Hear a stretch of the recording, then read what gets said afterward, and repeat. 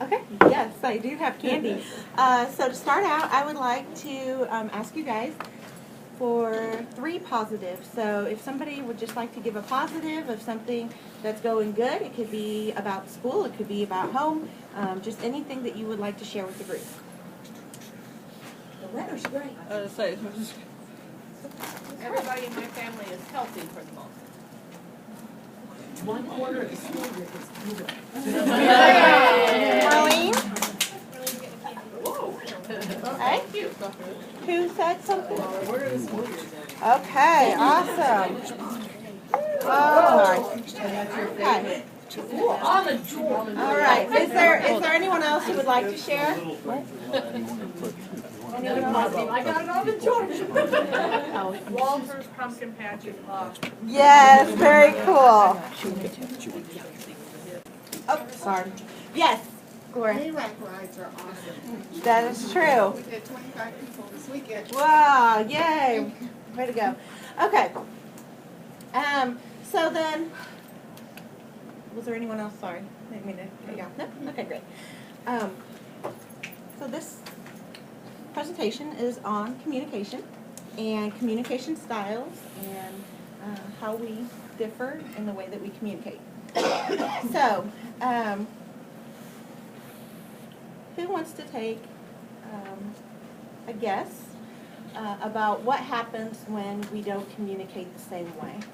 What usually occurs if we don't communicate in the same way?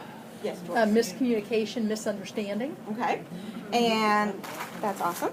And what happens when we miscommunicate and we don't understand one another? What kind of feelings does that evoke? Yes. Anxiety. Okay, Confusion. all right. You don't know what to do. Hurt feelings, yes, I heard that. Anger. So, Rejection. what? Rejection. Okay. Yep.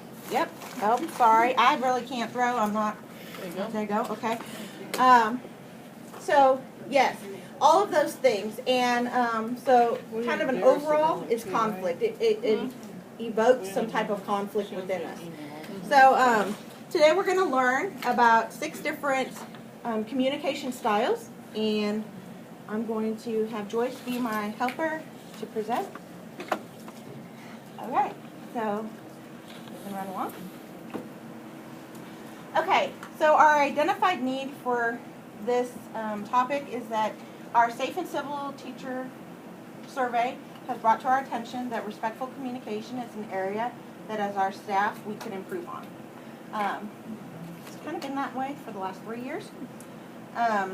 Not that we're ever in the very low, but it's like one area. So, and we can all become more effective communicators. So, the definition, this is just basic definition. Communication is the imparting or exchanging of information or news. Okay. So, these are just kind of my things that I use for my research. This book here, Practicing the Art of Leadership. Yeah. Nice school book.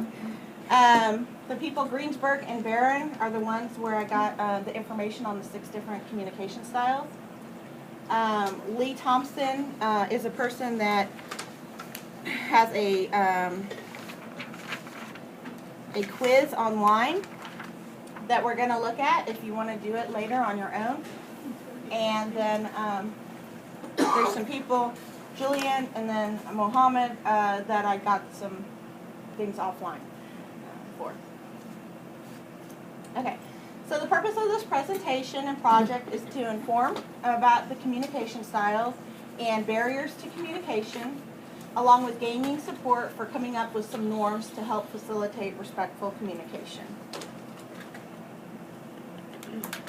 Okay, so one of the ways that we communicate is nonverbal communication. Half of what we communicate is not by words, but by our body language. Facial expressions, gestures, posture, body language, paralinguistic, proxemics, eye gaze, haptics, which is the touch, and appearance are all ways that we communicate non-verbally. Okay, so paralinguistic includes our tone, our loudness, our inflection, and our pitch. So those are all those things that are included in our nonverbal. Okay, some things that happen though, when we have a barrier to being able to effectively communicate is information overload. Our last presenter gave me information overload because I didn't know a lot of the terms the person was using. I didn't know a lot of the definitions. I didn't have any prior background knowledge to it. So for me, that was information overload. A status difference. Status difference is like if one person has more power than another person, or maybe they don't have more power, but it's perceived by that other person that someone is more powerful or better than they are. Semantics, that's just the words having a different meaning for the receiver than the sender. Filtering, a message is altered or partially transmitted. Sometimes we filter, like when we're talking to the kids, the students, or our own personal kids, we may leave some things out. But we also do that kind of with each other too. Maybe not intentionally, but it kind of distorts the message. The paralanguage, which is if you're being stressed, if you're grunting, you're having eye rolls, sighs, so yeah, okay. You know, I mean, that's all part of that. And then the interpersonal relationships that we have with one another. And so that's why the barrier, if you don't have a relationship with someone, and it doesn't have to be like, oh yeah, we go to lunch together, but I mean, even just a relationship of knowing that person, or even making the attempt to say, hi, how are you? Just to get to know them, build a relationship. And my professor says, when in doubt, and it's always in doubt, to build a relationship. So, because even if you're really good with that person, you want to still build that relationship before you get a conversation started, so you can have a solid foundation. Okay, so there's 6 communication styles, and the first is the noble, okay? The noble person uses very few words. They get right to the point, they speak directly, and they state what's on their mind. Okay, this person is not going to come in and tell a story about what's going on, okay? They're not going to give you the background. They're going to say, the toilet's flooding, there's poop on the floor, okay?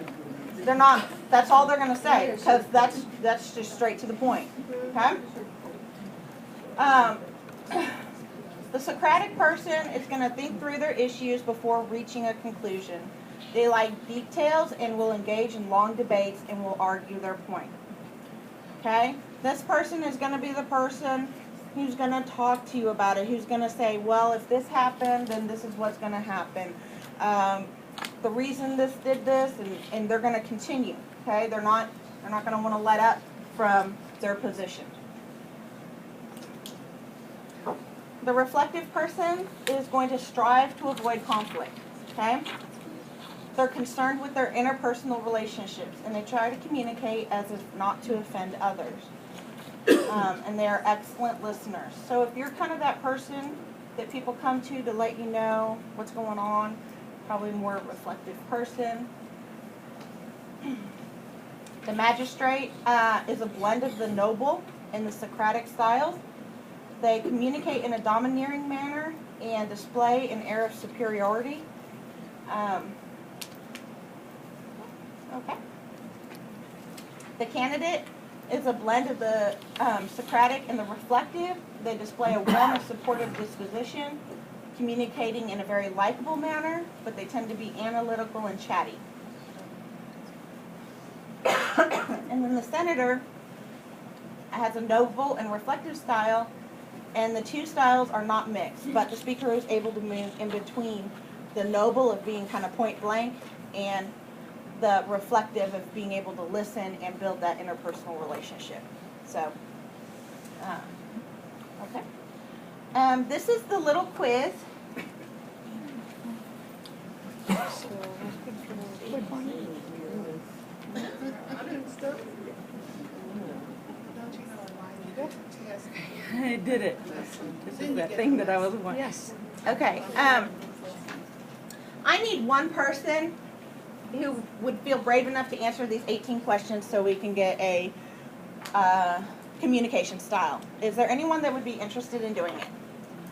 Okay. Tammy, all right, and then Matt. If we have time, we can do another one. It's really quick.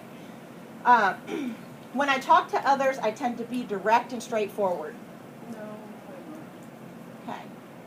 I am a tell it like it is kind of person.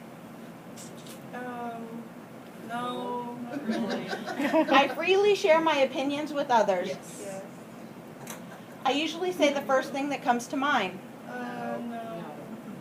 I tend to get impatient when others speak. No. I tend to avoid long, detailed discussions. I very much enjoy chatting with other people. And it's supposed to go down? Okay, there we go. Oh, there. I tend to give very long, exact directions to others. No. I am sometimes accused of being redundant. I am prone to explain things by using anecdotes Yes. and examples. I enjoy arguing and debating things with others. I have seen people tune me out when I speak. No. People tend to tell me their problems. Yes. I tend to ignore people who seem angry. No. I tend to be soft-spoken. Yes. Yes. Yes. Okay, go ahead and, submit it. 3 more. There's 3 Oh, more. 3 more, sorry, 3 more. I may tell another person that I agree with him or her even if I do not. People tend to interrupt me when I'm speaking to them. I tend to be polite and supportive when I talk to people. Okay, submit. Submit.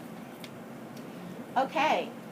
Your Noble score is 1, your Socratic score is 2, and your reflective score is 3. So, really, if you scroll down, your scores are so close together, you probably can't have a So your reflective score is higher than the other 2. You're reflective. you're supportive, polite, conflict-free, believes that the maintenance or advancement of personal relationship assumes precedence over all functions and goals during an interaction. You use communication to deepen relationships. I think that's accurate. So, okay. Do we have time for one more? Can I print it just for her? Yeah, Can I print sure. this for you? Another one if somebody was totally opposite. I'm going to see if I can print Matt, would this you for like to still do it, or is, Opposite. who? I volunteer Melinda. Or Marlene. Yeah. Either one of us. I think Marlene. Matt, you want to? It's on that printer over here, Tammy. And route 10. Oh, we can do you. I just didn't know. I didn't know if you were like, no, maybe not. Okay, so retake You the do? quiz. Okay. who's Okay. next? So Matt, when I talk to others, I tend to be direct and straightforward. Yes. I am a tell it like it is kind of person. I freely share my opinions with others. I usually say the first thing that comes to my mind. Yes. I tend to get impatient when others speak. I tend to avoid long, detailed discussions. I very much enjoy chatting with other people. You said no. Okay. All right. I tend to give very long, exact directions to others. I am sometimes accused of being redundant. Repeating yourself. Nope. Yes. I am prone to explain things by using anecdotes and examples. I enjoy arguing and debating things with others. I have seen people tune me out when I speak. People tend to tell me their problems. I tend to ignore people who seem angry. I tend to be soft-spoken.